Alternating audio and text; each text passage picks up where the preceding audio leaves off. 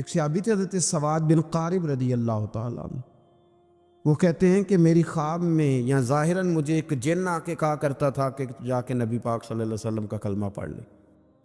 ایک دفعہ بھی کہا، دو دفعہ بھی کہا، تین دفعہ بھی کہا، پھر میں سمجھ گیا کہ یہ صرف وہی خواب ہی نہیں ہے، اس میں کوئی اشارہ ہے، کوئی حقیقت ہے۔ جن کہتا تھا۔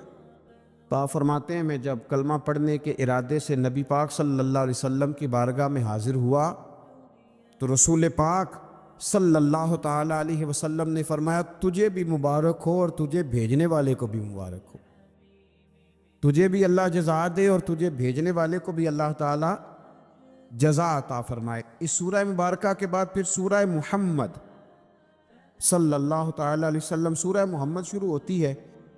اس سورہ مبارکہ میں ترغیب جہاد، مجاہدین کو بشارتوں، منافقین کی صفات اور سازشوں اور مسلمانوں کو منافقین سے خبردار کرنے کا بیان ہے۔ غزوہ بدر سے پہلے اسلام کے تفصیلی جنگی قانون نازل نہیں ہوئے تھے۔ اس سورہ مبارکہ کی آیت نمبر 4 میں فرمایا کہ جب جنگ ختم ہو جائے اور مسلمانوں کو غلبہ حاصل ہو جائے تو جنگی قیدیوں کے ساتھ 3 طرح کا سلوک کیا جا سکتا ہے۔ مسلمانوں کے پاس جو جنگی قیدی ہوں گے ان کے ساتھ 3 قسم کا سلوک کیا جا سکتا ہے۔ سورہ محمد کی آیت نمبر 4 میں اس کو بیان فرما دیا۔ ایک تو یہ کہ انہیں قید کیا جائے گا تاکہ وہ مسلمانوں کو دوبارہ شر نہ پہنچا سکیں، یہ پہلا حال ہے۔ اور دوسرا حال یہاں یہ بیان کیا گیا کہ ان کی اصلاح اور قبول اصلاح کی امید ہو کہ اگر یہ ٹھیک ہو جائیں گے، اسلام کی طرف آ جائیں گے، شر چھوڑ دیں گے تو ان پر احسان کر کے انہیں آزاد کیا جائے۔ اور تیسرا حال یہ کہ یہاں پھر ان سے فدیہ لیا جائے اور انہیں آزاد کر دیا جائے۔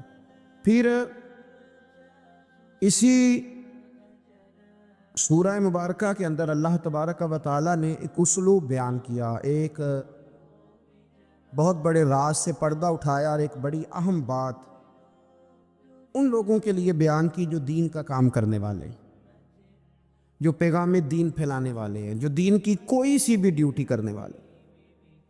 اگر وہ مخلص ہو کر للہیت کے ساتھ دین کا کام کرتے ہیں تو اللہ تبارک و تعالیٰ نے ایک اسلوب بیان فرما دیا۔ ارشاد فرمایا یا ایھا الذین آمنوا ان تنصروا اللہ ینصرکم ویثبت اقدامکم، فرمایا ایمان والو اگر اللہ کے دین کی تم مدد کرو گے تو پھر اللہ تمہاری مدد کرے گا اور اللہ تمہارے پیروں کو جما دے گا، تمہیں اللہ ثبات عطا فرمائے گا، تمہیں اللہ استقامت عطا کرے گا۔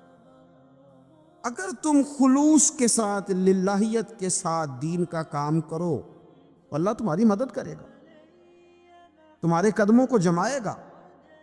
لیکن اگر اس کے اندر تمہارے ذاتی مفادات ہیں، اگر اس کے اندر تم نے نام دین کا لیا ہے اور تم اس سے کما دنیا رہے ہو، رسول کائنات صلی اللہ تعالیٰ علیہ وسلم نے فرمایا جس شخص نے دین کا علم اس لیے حاصل کیا کہ وہ علماء سے بحث کرے گا یا جاہلوں پہ روب جمائے گا، اسے تو اللہ جنت کی خوشبو بھی عطا نہیں کرے گا۔ تو اگر تم اللہ کے دین کی مدد کرو، غلبہ دین کے لیے اپنا کردار ادا کرو، نفاذ دین کے لیے جد و جہد کرو گے تو اللہ تمہاری مدد کرے گا، اللہ تمہارے حال پہ رحم فرمائے گا، اللہ تمہارے لیے آسانیاں کر دے گا۔ تو یہ ایک ایسا بڑا اصول ہے جو ہر دین کا کام کرنے والے کو یاد رکھنا چاہیے کہ وہ یہ نہ کہے کہ پھر مجھے وسائل نہیں ملیں گے، پھر وہ یہ نہ کہے کہ میں آگے کیسے بڑھوں گا، پھر یہ کبھی نہ سوچے کہ میرے لیے اسباب کون پیدا کرے گا۔ وہ پہلے اپنے دل سے پوچھے کہ وہ دین کے کام میں مخلص ہے۔ ٹھیک ہے مشکلات آئیں گی اور وہ مشکلات کا آنا بھی اس کے لیے باعث راحت بنے گا، وہ مخالف ہوا کا آنا بھی اسے اونچا اڑا لے گا، لیکن وہ دین مصطفیٰ کریم علیہ السلام کی مدد کرے۔ آج اس دور کا ایک یہ بہت بڑا نازک معاملہ ہے کہ لوگ اپنے خاندان کے لیے، قوم، قبیلے، علاقے، ملک، ملت کے لیے بڑا کچھ کرتے ہیں، لیکن وہ میٹنگ ہال کہاں گئے جہاں صرف دین کے عروج اور بقا کے لیے میٹنگیں ہوا کرتی تھی۔ آج لوگ ذاتوں کے عروج کے لیے بہت بڑے بڑے اجتماعات منعقد کر رہے ہیں، لیکن ضرورت ہے آج ان بڑے بڑے اجلاسوں کی، ان بڑے بڑے اجتماعات کی کہ جس میں عروج دین کے لیے بات کی جائے، دین کو آگے لے جا کر کے بڑھانے کی کوشش کی جائے۔ اول تو لوگ دین کا کام کر نہیں رہے اللہ ماشاءاللہ، اور جو کر رہے ہیں ان کو بھی اس قدر زیادہ تنقید کا نشانہ بنایا جاتا ہے اور اس قدر زیادہ آزمائشوں سے گزارا جاتا ہے کہ مشکلات دن بدن بڑھتی چلی جاتی ہیں۔ کوشش کریں دین کے لیے اپنا کردار ادا کریں، اور اگر آپ اور کچھ نہیں کر سکتے تو کم از کم جو لوگ دین کا کام کر رہے ہیں ان کے لیے خیر کا جملہ بولیں، ان کی اخلاقی آپ مدد کریں، آگے بڑھیں۔ اللہ ہمیں سمجھنے کی توفیق عطا فرمائے۔ اسی سورہ محمد کی آیت نمبر 29 میں فرمایا کہ جن لوگوں کے دلوں میں نفاق کی بیماری ہے، انہوں نے گمان کر رکھا ہے کہ اللہ تعالیٰ ان کے دلوں کے فتنے کو ظاہر نہیں کرے گا۔ کیا وہ یہ سوچتے ہیں کہ ہمارے دلوں میں اگر نفاق کی بیماری ہے تو ہماری اس بیماری کو ظاہر نہیں کیا جائے گا؟ حضرت انس بن مالک رضی اللہ تعالیٰ عنہ فرمایا کرتے تھے کہ سورہ محمد کی اس آیت کے نازل ہونے کے بعد پھر کوئی بھی منافق چھپا نہیں رہا، جتنے منافقین تھے سارے ظاہر ہو گئے، ظاہر کر دیے گئے۔ اللہ تبارک و تعالیٰ نے پھر ان کے پردے کھول دیے۔ اس سے آگے پھر سورہ فتح شروع ہوتی ہے۔ اس صورت میں فتح مکہ کی بشارت بھی ہے، بیت رضوان بھی ہے، نبی پاک علیہ السلام کی تعظیم و توقیر کرنے اور منافقوں کے دلوں کے احوال کا بیان بھی ہے۔ اسی سورہ مبارکہ کے اندر اللہ تبارک و تعالیٰ نے ارشاد فرمایا کہ انا ارسلناک شاہدا ومبشرا ونذیرا، اے محبوب بے شک ہم نے آپ کو گواہ بنا کے بھیجا ہے، خوشخبری دینے والا اور ڈر سنانے والا بنا کے بھیجا ہے۔ یہ شانیں آپ کو دی ہیں لتؤمنوا باللہ ورسولہ، تاکہ لوگ اللہ پہ بھی مان لائیں اور اللہ کے رسول پہ بھی مان لائیں، وتوزروہ وتوقروہ، اور اے محبوب علیہ الصلوۃ والسلام پھر وہ آپ کی تعظیم اور توقیر کریں، وتسبحوہ بکرۃ واصیلا، پھر صبح و شام وہ اللہ کی پاکی کا بیان کریں۔ ہم نے آپ کو شانیں دی ہیں تاکہ لوگ ایمان لائیں اللہ رسول پر، وتوزروہ وتوقروہ، اور آپ کی تعظیم اور توقیر کریں، تاکہ وہ ان کی یعنی نبی پاک صلی اللہ تعالی علیہ وسلم کی تعظیم اور توقیر کریں۔ یاد رکھیں دین کا کام کیا جائے، دین پڑھا جائے، لیکن استاد کی تعظیم نہ کی جائے۔ وہ کام ضرور ہوتا ہے لیکن اس میں لذت نہیں ہوتی، کام ضرور ہوتا ہے پر کیفیات سے خالی ہوتا ہے۔ صحابہ کرام علیہم رضوان دین کا کام بھی کرتے تھے، بڑی بڑی مشکلات میں بھی رہتے تھے، لیکن نبی پاک صلی اللہ تعالی علیہ وسلم کی تعظیم بھی انہیں ہمیشہ یاد رہتی۔ ہر موقع پر جنگ ہو، صلح ہو، امن ہو، گھر ہو، سفر ہو، حضر ہو، ہر موقع پر انہوں نے رسول کائنات صلی اللہ تعالی علیہ وسلم کی تعظیم کا خیال رکھا۔ ادب مصطفیٰ صلی اللہ علیہ وسلم ایک منٹ کے لیے نہیں بھلایا۔ جب ایمرجنسی کے حالات ہوتے ہیں نا، اس وقت کئی دفعہ مشکل ہوتی ہے، انسان کے لیے تعظیم کرنا مشکل ہو جاتا ہے ایمرجنسی کے حالات میں۔ یہاں اگر میرے کپڑے کو آگ لگ جائے تو آپ حضرت صاحب، علامہ صاحب، پیر صاحب، قبلہ نہیں کہیں گے، آپ کہیں گے محترم آگ لگ گئی ہے۔ اس موقع پر آداب کرنا ایمرجنسی میں یہ انسان کو یاد ہی نہیں رہتا، لیکن غار ثور میں جناب ابو بکر صدیق رضی اللہ تعالیٰ عنہ کے پیر کو جب سانپ نے ڈسا تو اگر آپ سیرت کی کتابیں اٹھا کے دیکھیں، نبی پاک علیہ السلام نے پوچھا کیا ہوا؟ چاہیے تو یہ تھا کہ سانپ سانپ سانپ سانپ پکارتے، لیکن اس موقع پر بھی وہ تعظیم نہیں بولے، حضور کی توقیر نہیں بھولے، عرض کرنے لگے فدا کا ابی و امی یا رسول اللہ، یا رسول اللہ میری ماں آپ پہ قربان ہو، میرا باپ آپ پہ قربان، یا رسول اللہ میرے پیر کو سانپ نے ڈس لیا۔ اور یہ بات کافروں کے دلوں میں رعب پیدا کرتی تھی، یہ چیز رعب پیدا کرتی تھی کفر کے دلوں میں کہ مسلمان اپنے نبی پاک علیہ السلام کی تعظیم کرتے۔ آج تو باقاعدہ اس پر کام ہو رہا ہے، محنت کی جا رہی ہے، جد و جہد کی جا رہی ہے، کیا آپ دین کا کام کریں گے یا آپ نرا ادب کرتے جا رہے ہیں؟ آپ نرا حضور کے نام کو چومتے جا رہے ہیں؟ آپ کام کریں بھائی، وہ کون سا دین کا کام ہے جو دین کا کام تو ہو اور اس میں حضور کی تعظیم نہ ہو؟ تعظیم مصطفیٰ ہوگی تو دین کا کام ہوگا۔ اس لیے کہ جب تک نبی پاک سے پیار نہیں ہوگا، حضور کے مشن سے پیار کیسے ہوگا؟ جب تعظیم رسالت ہی نہیں ہوگی تو پھر بات آگے کرنے کا انسان کے پاس شوق ذوق اور جذبہ کیسے آئے گا؟ وہ عروہ بن مسعود ثقفی، بڑی معروف روایت ہے، بخاری میں موجود ہے، اور اسی موقع پر آگے وہ آیات حدیبیہ کے حوالے سے آ رہی ہیں۔ وہ یہاں آیا تھا اور اس نے جب نبی پاک صلی اللہ تعالی علیہ وسلم کے صحابہ کو حضور کی تعظیم و توقیر کرتے دیکھا، وضو کا بچا ہوا پانی چہروں پہ ملتے ہوئے دیکھا، کلی کا پانی اپنے چہروں پہ ملتے ہوئے دیکھا، تو اس نے پلٹ کے جا کے کفار سے کہا تھا، یار میں نے بڑے بڑے دربار دیکھے ہیں اور بڑے بڑے ادب دیکھے ہیں، میں نے وہ لوگ بھی دیکھے ہیں جو سجدے کراتے ہیں اپنے آپ کو معاذ اللہ، پر جو رنگ آج دیکھ کے آیا ہوں یہ کبھی نہیں دیکھا۔ یہاں توحید بھی عروج پہ ہے، لا الہ الا اللہ کی صدا بھی عروج پہ ہے، لیکن مصطفیٰ کا ادب بھی عروج پہ ہے۔ کیا کوئی سوچ سکتا ہے کہ کوئی صحابی ایسا ہوگا جس کے دل میں ذرا بھی شرک کا شائبہ ہوگا؟ ان کی توحید انہیں مجبور کرتی تھی کہ جس شانوں والے رب نے یہ شانوں والا رسول بھیجا، اس رسول کی تعظیم و توقیر کرنی چاہیے، اور وہ کرتے تھے۔ اے پائے نظر ہوش میں آ، یہ کوہ نبی ہے، آنکھوں سے بھی چلنا یہاں بے ادبی ہے۔ تو حضور کی تعظیم اور توقیر کو ہمیشہ ان لوگوں نے اپنے پیش نظر رکھا۔ آگے صلح حدیبیہ کے حوالے سے کچھ آیات آتی ہیں اسی سورہ فتح کے اندر۔ ہوا یہ کہ 1400 کے قریب صحابہ کے ساتھ نبی پاک صلی اللہ تعالی علیہ وسلم قربانی کے جانور لے کر، احرام باندھ کر تشریف لے گئے عمرے کے ارادے سے، اور جب مقام حدیبیہ پر پہنچے تو کفار مکہ نے یہ پروگرام بنا لیا کہ کسی بھی صورت ہم اس قافلے کو مکے میں داخل نہیں ہونے دیں گے۔ رسول کریم صلی اللہ تعالی علیہ وسلم نے اپنے 1400 صحابہ میں سے بطور سفیر کے جن کو نامزد کیا وہ حضرت عثمان غنی رضی اللہ تعالی۔ فرمایا عثمان غنی معاملہ فہم ہیں، باشعور ہیں، چیزوں کو سمجھتے ہیں۔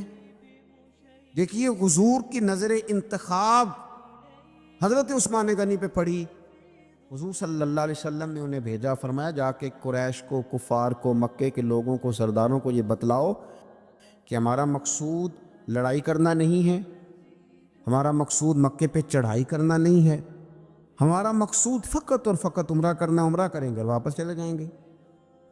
حضرت عثمان غنی رضی اللہ تعالیٰ عنہ کو جب نبی پاک صلی اللہ علیہ وسلم نے وہاں بھیجا تو ایک خبر پھیل گئی کہ قریش مکہ نے تو جناب عثمان غنی رضی اللہ تعالیٰ عنہ کو شہید کر دیا ہے۔ اب صحابہ کے جذبات کے اندر جوش پیدا ہوا، ہر طرف سے ایک ہی صدا آتی تھی کہ ہم عثمان غنی کا بدلہ لیے بغیر یہاں سے نہیں جائیں گے۔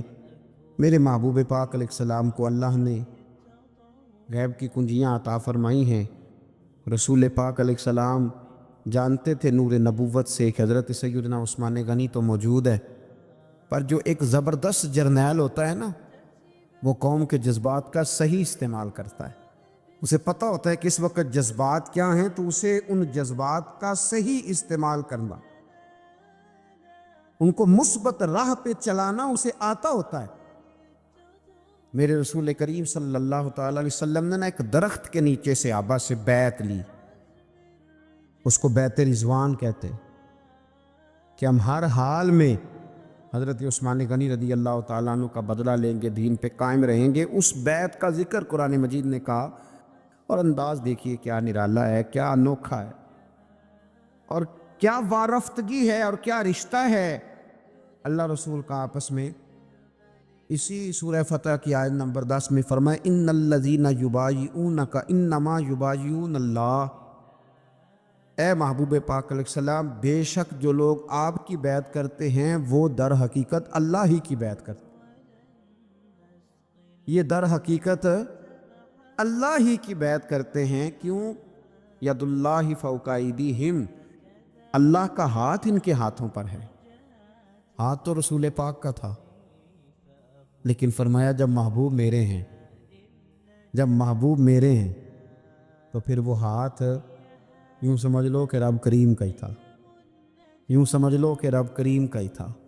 خدا کی رضا چاہتے ہیں دو عالم، خدا چاہتا ہے رضائے محمد صلی اللہ علیہ وسلم۔ تو ان آیات مبارکہ میں اس واقعے کا تذکرہ ہے، اور جو چیز یہاں بڑی قابل توجہ ہے اس ساری بات کے اندر وہ سمجھنے والی ہے کہ اللہ تبارک و تعالیٰ نے یہاں آیت نمبر 18 میں فرمایا کہ لَقَدْ رَضِيَ اللَّهُ عَنِ الْمُؤْمِنِينَ اِذْ يُبَايِعُونَكَ تَحْتَ الشَّجَرَةِ، فرمایا بے شک اللہ ان مومنوں سے راضی ہو گیا جو درخت کے نیچے آپ کی بیعت کر رہے تھے۔ اللہ ان مومنوں سے راضی ہو گیا، اللہ ان سے فَعَلِمَ مَا فِي قُلُوبِهِمْ، اور اللہ نے جان لیا ہے جو ان کے دلوں میں ہے۔ اللہ تو کہہ رہا ہے کہ میں اپنے محبوب کے صحابہ سے راضی ہو گیا ہوں۔ وہ جو ان کے جذبے تھے اور جس رنگ میں محبوب وہ بیعت کر رہے تھے اور جس طرح وہ آپ سے عہد و پیمان باندھ رہے تھے، چونکہ رب ان کے دلوں کی کیفیت سے آگاہ ہے تو یہاں کمال ہو گیا، فرمایا رب راضی ہو گیا۔ ان کے دلوں کے جذبات نے ہی اللہ تبارک و تعالیٰ کو راضی کر دیا ہے۔ تو اس سورہ فتح کے اندر اللہ تبارک و تعالیٰ نے اس خوبصورت عنوان کا تذکرہ فرمایا۔ پھر اس سے آگے جب ہم ذرا بڑھتے ہیں تو سورہ حجرات شروع ہوتی ہے۔ میں اکثر دوستوں کو مشورہ دیتا ہوں کہ سورہ حجرات کو ہمیشہ توجہ کے ساتھ پڑھنا چاہیے۔ پورا قرآن پاک ہی ہماری توجہ اس پر ضرور ہونی چاہیے، ضرور ہونی چاہیے، لیکن بعض صورتیں ایسی ہیں کہ اگر کوئی آدمی سمجھے کہ میرے پاس کم وقت ہے تو مجھے کیا کرنا چاہیے، تو میں کہتا ہوں کہ سورہ حجرات ضرور ہماری نظر میں ہونی چاہیے۔ یہ ہمیں آداب سکھائے گی، یہ ہمیں اخلاق سکھائے گی، یہ ہمیں اخلاق اسلامی سکھائے گی، آداب رسالت سکھائے گی۔ سورہ حجرات کی پہلی آیت فرمایا یا ایھا الذین آمنوا لا تقدموا بین یدی اللہ ورسولہ، اللہ اور اس کے رسول سے آگے نہ بڑھو۔ بعض صحابہ کرام نے عید الاضحیٰ کے دن نبی پاک صلی اللہ علیہ وسلم سے پہلے قربانی کر لی تھی، تو فرمایا میرے نبی سے آگے نہ بڑھو، واتقوا اللہ، اللہ سے ڈرو۔ ان اللہ سمیع علیم، بے شک اللہ سننے والا بھی ہے اور جاننے والا بھی۔ غرباء کیوں یہ سمجھ بیٹھتے ہیں کہ جس کے پاس پیسے زیادہ ہیں شاید فضل بھی زیادہ اسی کے پاس ہے؟ کیوں اس احساس سے باہر نہیں آتے؟ اگر دولت بہت اعلیٰ ہوتی نا اور بڑی ہی قیمتی ہوتی تو سب سے زیادہ سیدہ فاطمہ زہرا کے گھر میں ہوتی، سب سے زیادہ تجوریاں سیدہ عائشہ صدیقہ کے پاس ہوتی، لیکن یہ زیادہ قیمتی نہیں تھی، اس لیے دروازہ رسول پہ بھی نہیں تھی۔ تو اسی طرح کا معاملہ کچھ لوگوں کا ہے۔ میں نے اپنی زندگی میں یہ دیکھا ہے کہ مذہبی ماحول سے وابستہ لوگ کئی دفعہ بڑے پریشان ہو جاتے ہیں کہ میں تو مولوی صاحب ہوں، اور محلے کا مولوی بنا کے جب کسی کو رکھا جاتا ہے تو بیچارہ ویسے بھی پریشان ہو جاتا ہے۔ اس کی ذمہ داری ہوتی ہے کہ تو نے وقت پہ جنازہ پڑھانا ہے، ٹائم پہ کل پہ آ جانا، 10ویں پہ وقت پہ پہنچنا، غیر حاضر نہ ہونا۔ کچھ جگہوں پہ یہ بھی رواج ہے کہ جناب آپ کو 7 دن اور 10 دن مسلسل بیٹھنا ہے اور پڑھائی کرنی ہے۔ وہ آہستہ آہستہ آہستہ آہستہ بچے احساس کا شکار، یعنی قرآن شریف پڑھنے والے بچے اور کتاب و سنت کی تعلیم حاصل کرنے والے بچے، لیکن انہیں یہ کہا جاتا ہے کہ چلو فلانی جگہ قرآن پاک پڑھنے چلتے، قرآن پڑھنے جا رہے۔ قرآن انقلاب کی کتاب ہے، قرآن بندے کو عروج دیتا ہے، لیکن ان بچوں کی ذہنی ساخت یہ بنائی جا رہی ہے کہ چلو قرآن پاک پڑھنے چلتے ہیں، وہاں بریانی ملے گی کھانے کو، گوشت ملے گا کھانے کو۔ شکایت ہے مجھے یا رب خدا بندان مکتب سے، سبق شاہی ہے بچوں کو دے رہے ہیں خاک بازی کا۔ اتنی چھوٹی جب آپ کسی کی سوچ بنا دیتے ہیں تو پھر وہ آپ کہیں کہ وہ انقلاب برپا کرے، وہ کوئی بڑا کارنامہ سر انجام دے، یہ ہوتا نہیں، ممکن نہیں ہوتا۔ جب آپ آہستہ آہستہ کر کے احساس کمزوری کے نیچے دبتے چلے جاتے ہیں، دبتے، حالات خراب ہو جاتے ہیں۔ ہمارے بزرگ ہمیں کہا کرتے تھے کہ مولوی ہونا کوئی تانا ہے، اور ہم نے حالات بدلتے دیکھے۔ ایک ٹائم ایسا تھا کہ مولوی ہونا لوگ تانا سمجھتے تھے، ہمیں بھی کہتے ہیں مولوی صاحب ادھر آئیں۔ آپ کو دیانتداری سے کہتا ہوں، ہم نے وہ دور بھی انجوائے کر کے گزارا ہے۔ جے کسی ایک باری مولوی آکھے تو انہوں آکھے یار کوئی پریشانی والی گل ہے، شکر ہے اسی مولوی ہاں، یہ کوئی پریشانی ہے؟ آپ کیوں پریشان ہو گئے؟ مولوی کسی تانے مینے کا نام ہے۔ اور پھر وہ جو کل تک کہہ رہا تھا نا کہ او ہو تسی تو مولوی بن گئے ہو، پھر ہم نے وہ دور بھی دیکھا، اس نے کہا یار 2 منٹ کھڑا ہو، تیرے ساتھ تصویر بنانی ہے۔ وہ دور بھی دیکھا، یہ دور بھی دیکھا۔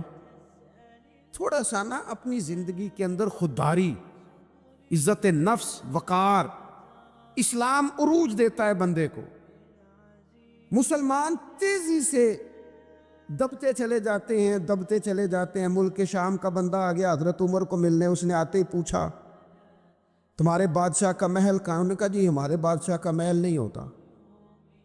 ہمارے ہاں لوگوں نے سمجھ لیا نا کہ روب شاید کپڑوں کا ہوتا ہے، روب شاید گاڑیوں کا ہوتا ہے، بنگلوں کا ہوتا ہے، بہت بڑی کوٹھی کا روب ہوتا ہے۔ اور نہیں بھائی، روب تو بندے کے کردار کا ہوتا ہے، اس کے افکار کا روب ہوتا ہے، روب اس کے اونچے خیالات کا ہوتا ہے۔ کہاں ہے آپ کے بادشاہ کا محل؟ تو نے کہا محل شہل تو کوئی نہیں، مسجد میں ہوں گے امیر المومنین۔ بندہ کہتا ہے میں سوچ میں پڑ گیا کہ جس کے نام سے میرا بادشاہ کانپتا ہے وہ مسجد میں ہوگا، گن میں نہیں کوئی نہیں، ہٹو بچوں کوئی نہیں، ادھر ادھر ہی کوئی نہیں، پہرے دار ہی کوئی نہیں۔ مسجد میں جا کے پوچھا جناب عمر، کہنے لگے ادھر ہی تھے۔ کدھر ہیں بھائی حضرت؟ وہ کدھر ہیں بھائی؟ کدھر ہی تھے؟ کہنے لگا میں حیران ہو گیا، یہ بادشاہ کی بات ہو رہی ہے۔ ایک صاحب کہنے لگے وہ کھجوروں کے باغ کی طرف جا رہے تھے، کہتا میں کھجوروں کے باغ میں گیا تھا، ایک بندے سے پوچھا امیر المومنین، کہنے لگا وہ سامنے کی طرف جا رہے تھے، ادھر گیا۔ ایک بندے سے پوچھا کہاں ہے وہ شخص، اس کی 24 لاکھ مربع میل پہ حکومت ہے؟ کہاں ہے وہ شخص جو مدینے میں بیٹھ کے نعرہ لگاتا ہے تو کیسر و کسرا کانپ جاتے؟ وہ بندہ کدھر ہے کہ جس کی بات جگہ جگہ ہوتی ہے، جس کا تذکرہ سنا ہے کہ اسے دیکھ کے شیطان بھی رستے بدل جاتا ہے؟ انہوں نے کہا وہ دیکھ رہے ہو کھجور کے درخت کے نیچے کنویں کے ساتھ مٹی کا ڈھیلا تکیے کی جگہ رکھ کے وہ جو تامت باندھے کرتا پہنے سویا ہے وہی تو فاروق اعظم ہے۔ وہ شخص کہتا ہے عمر سوئے تھے۔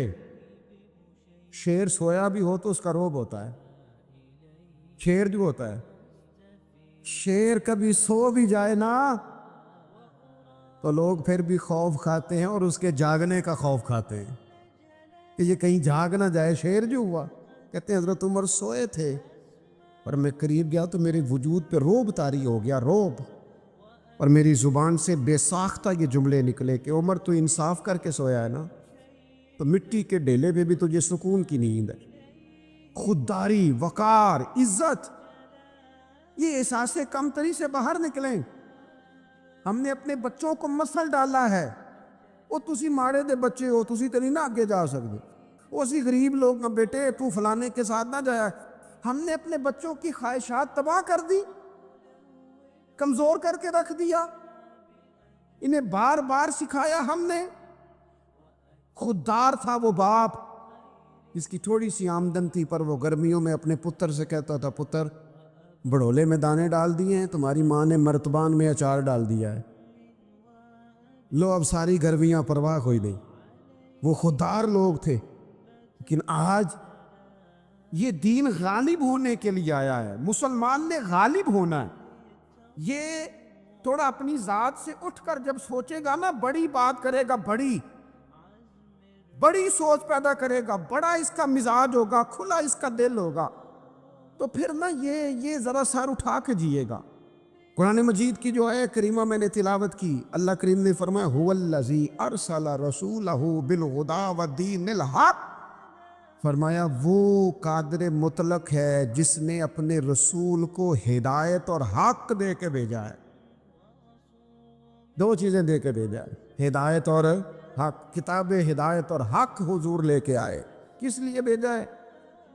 کہ نیرا تسبیح پڑھیں اور سو جائیں؟ نیرا جناب عبادت کریں اور آرام کریں؟ نیرا جناب تلاوت کریں اور آرام کریں؟ نا، هو الذی ارسل رسولہ بالہدی ودین الحق، وہ رب ہے جس نے اپنے نبی کو، اپنے رسول کو ہدایت اور حق دے کے بھیجا ہے۔ کیوں؟ کہ لیظہرہ علی الدین کلہ، تاکہ اس دین کو تمام دینوں پر غالب کر دے، اس کو غالب کرے، ہر دین پر یہ دین چھا جائے۔ وَلَوْ کَرِہَ الْمُشْرِكُونَ، اگرچہ مشرکوں کو یہ بات بری ہی لگے، نہ پسند آئے، کسی کو نہیں آتی۔ لِيُظْهِرَهُ عَلَى الدِّينِ كُلِّهِ، یہ دین غالب ہونے کے لیے آیا۔ غالب، تو نماز بھی پڑھ، عبادت بھی کر، لیکن یہ بھی خیال رکھ کہ دنیا میں نماز والے نبی کا نظام بھی قائم کرنا ہے۔ تیرے پاس میری مسجد نہیں ہونی چاہیے، حکومت بھی ہونی چاہیے۔ مسلمان کے ہاتھ میں میری تسبیح نہیں ہوگی، یہ انان حکومت بھی چلائے گا۔ اس کے اندر خودداری ہوگی۔ حضرت عمر تہجد بھی پڑھتے تھے اور سویرے حکومت بھی کرتے تھے۔ حضرت صدیق اکبر ساری رات مدینے والے کی یاد میں رویا بھی کرتے تھے، اور صبح اٹھ کر تلوار لے کر نبی پاک علیہ السلام کی ختم نبوت کے منکروں کے خلاف جہاد بھی کیا کرتے تھے۔ جب تک اپنے مزاج میں وہ شوق نہیں پیدا ہوتا کہ دین کو غالب کرنا ہے، جد و جہد کرنی ہے، کوشش کرنی ہے، بڑا سوکھا ہے ہمارے لیے بھی۔ آرام سے نماز پڑھیں، نفل پڑھیں، عبادت کریں، اور ویسے بھی اسے لوگ زیادہ بڑا پیر سمجھتے ہیں جس کی تسبیح زیادہ لمبی ہو۔ وہ زیادہ بڑا پیر ہوتا ہے جس کی پگڑی ذرا زیادہ بڑی ہو، جبہ تگڑا پہنے، اجرے کے اندر رہے، باہر نہ نکلے، اور اندر جائیں 2 منٹ کے لیے حضرت کی زیارت کریں، باہر آ جائیں، بس چھٹی۔ وہ زیادہ پیری مریدی ہو جاتی ہے، پیر تو بولتا ہی نہیں۔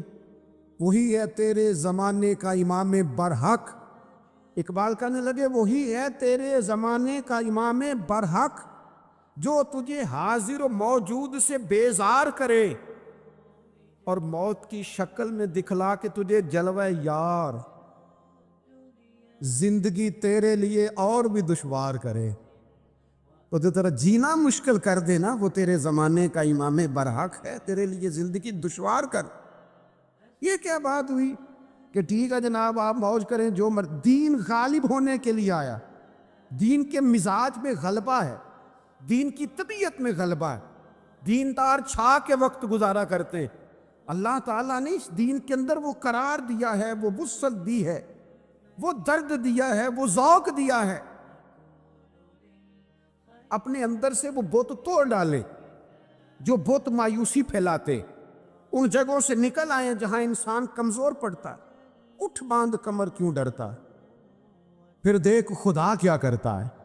آگے کی طرف دیکھیں، آگے کی طرف دیکھیں۔ میرے نبی اکرم صلی اللہ تعالیٰ علیہ وسلم نے فرمایا حالات جتنے بھی خراب آ جائیں، ماحول جتنا بھی بگڑ جائے، امت پر دشواری جتنی بھی آئے، حضور علیہ الصلوۃ والسلام نے فرمایا ہے یہ دین اسلام ہے۔ یہ مسلم کے لفظ ہیں۔ حضور فرماتے ہیں یہ دین ہمیشہ قائم رہے گا، اور فرمایا ایک جماعت ہوگی پوری میری امت کی جو دین اسلام کے دفاع میں کام کرتی رہے گی، جد و جہد کرتی رہے گی، کوشش کرتی رہے گی، ہمت کرتی رہے گی۔ میرے عزیز حضور نے فرمایا ہمیشہ یہ دین قائم رہے گا، اور ایک جماعت ہمیشہ اس دین کے لیے کام کرتی رہے گی۔ اور میرے نبی پاک علیہ السلام نے فرمایا 100 سال کے بعد تو اللہ ضرور اس امت میں ایک ایسا شخص پیدا کرے گا، یہ ابن ماجہ میں حدیث موجود ہے، جو اس دین کی نئے سرے سے تجدید کر دے گا۔